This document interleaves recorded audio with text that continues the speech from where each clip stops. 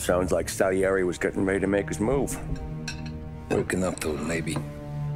But then, Prohibition ended. And the bootlegging business got knocked on its ass.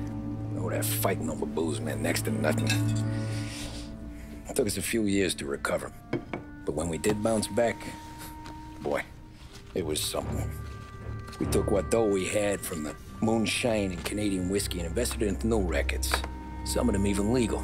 Construction, restaurants, trucking, gambling. We branched out into everything, except peddling dope. And by 35, things were looking up. We had good money rolling in on the regular. I had a wife and daughter. Sam was running a club for the Don. Even Paulie had a few rackets of his own. He wasn't exactly happy, but what do you call it then? Content. Yeah, that was it. And Salieri, he finally starts talking about getting out of Morello's shadow. Maybe buying our own cops, our own politicians.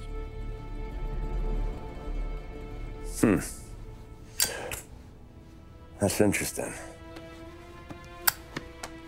You think Salieri was sourcing highbinders in 34? Maybe. Why?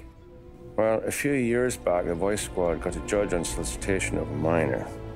Once in the box, he started confessing all sorts of misbehaving, trying to get a deal.